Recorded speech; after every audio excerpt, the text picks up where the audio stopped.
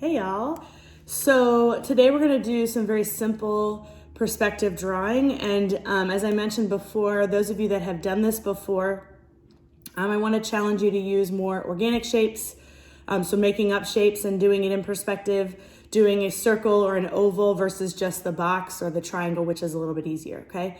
If this is brand new to you, you will be doing very simple boxy shapes because those are easier. I will show you different ways to do this, either through the video, or I'm also going to set up the whiteboard behind me so I can kind of do simultaneously, like showing you guys how to do some of these things, okay? So be patient. We'll spend a few minutes doing this together, and then you'll have some work, some time to do independent work during asynchronous time today, okay? So a couple things you need: your sketchbook, okay?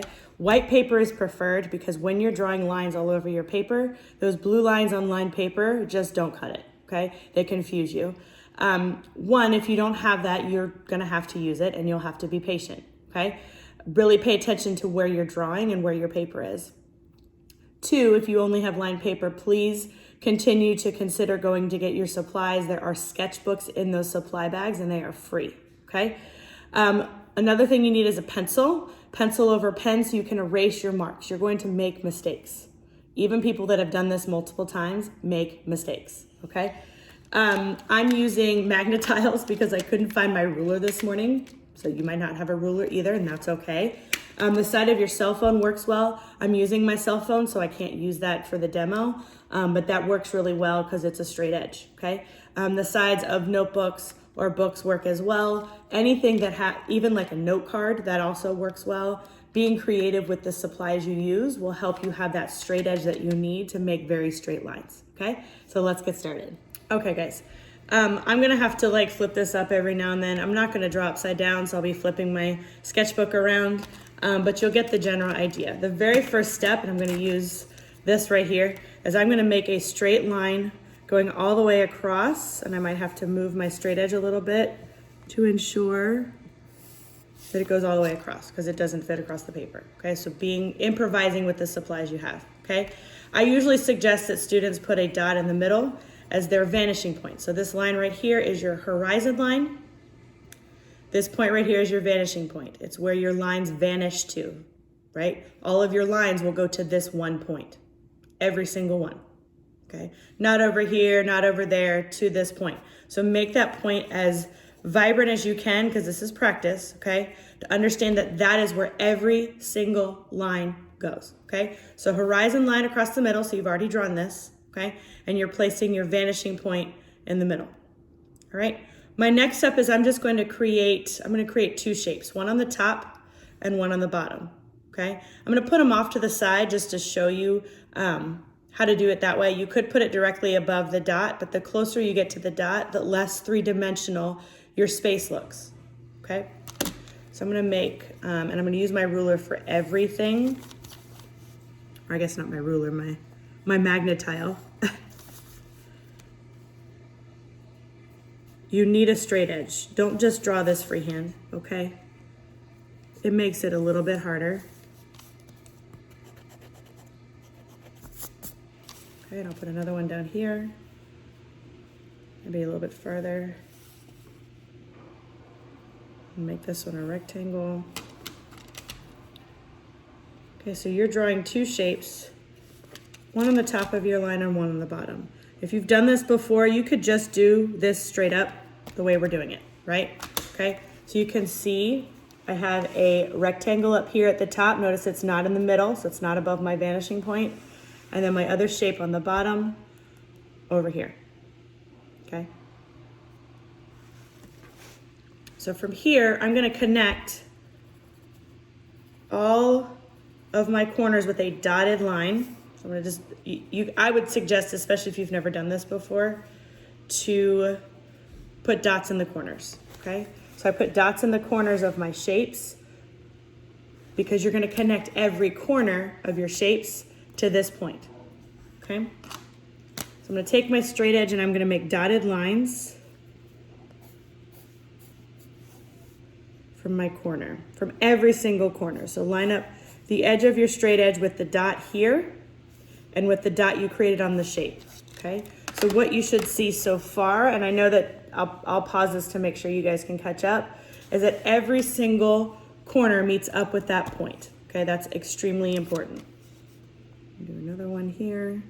I'm going to connect all of my dots with dotted lines, not with straight lines. If you use straight lines, you are going to confuse yourself, and then you're going to wonder, how in the world am I doing this? I don't understand, miss. It's because you're not using dotted lines. It really helps your brain function, okay?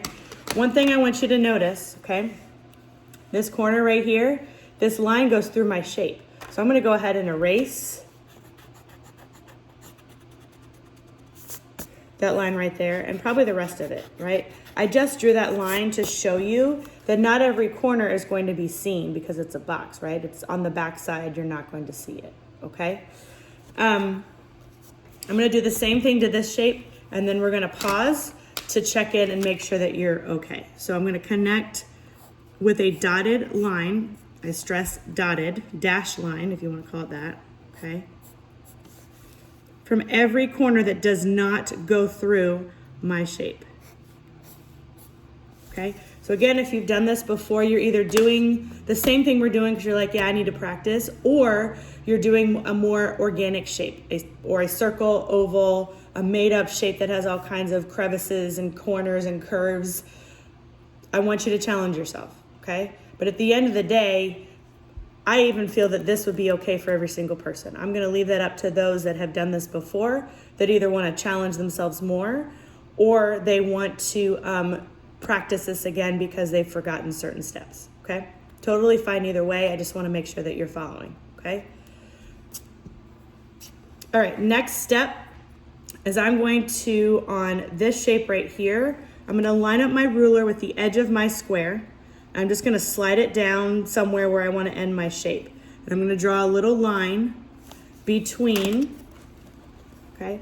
So I drew a line between my two dotted lines, okay? See how this line here from my shape is parallel to this line right here, okay? That's extremely important when creating perspective, okay? I'm going to then line up my straight edge with the end of this line that I just created. So I'm gonna put a dot there so you can see it, okay?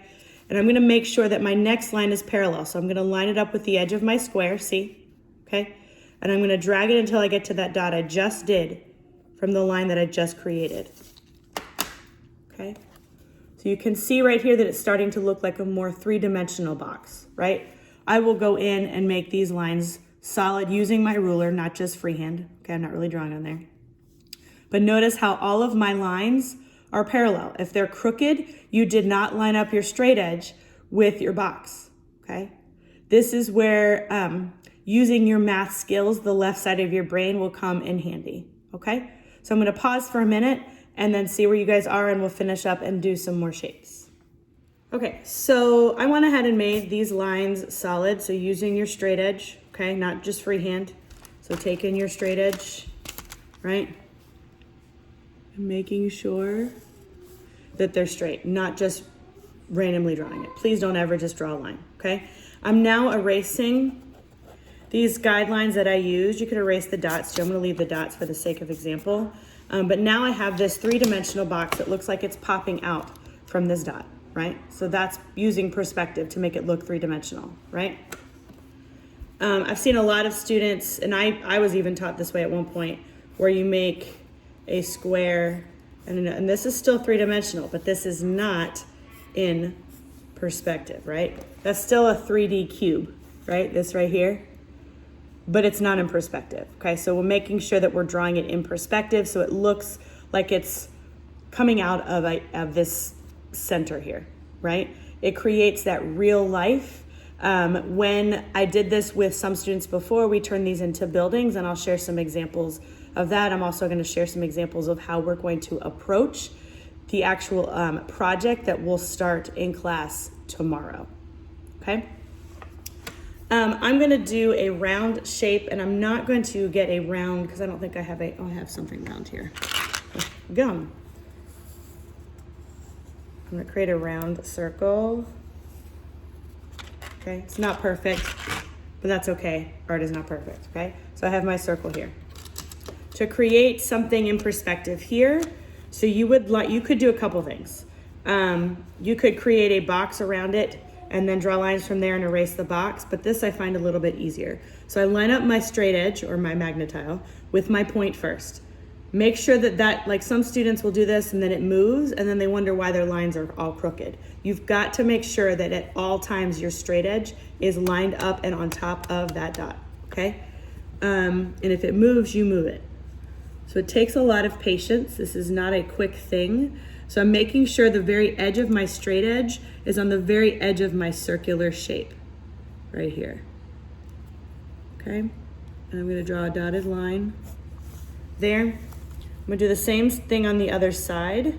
This is mainly for my students that have done this kind of perspective before because they have a different understanding of what perspective is, okay? So notice I lined up my straight edge with the very edge of my circle, and then I drew my dotted lines, okay? So you can see my dotted lines on my circle.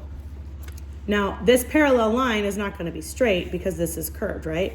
So this is what I suggest, like your mind's on amazing things. I kind of move like that, and I find a spot where I want to end my cylinder, okay? So you can start to see what looks like, and I probably need to fix this a little bit. It needs to be a little more round. This is why we use pencil, right? Okay? And then you can take your straight edge, and it should start to look like a cylinder. So a three-dimensional form or three-dimensional shape. Okay? So you can see it right there. Okay? Here's what I want you to do. I want you, if you've never done this before, I want you to do more squares and rectangles. Okay? If you've done this before, I want you to do circles. I want you to make up shapes. Okay? You're gonna share your final drawing in the chat in about 5 minutes. So really focused, okay? If you're focused, 5 minutes is plenty of time, okay? Please let me know what questions you have. Turn on your camera so I can see your drawing in real time so I can help you, okay? This is the one project where I actually grade with a straight edge or a ruler. I'll find my ruler by then, or I'll buy a new one.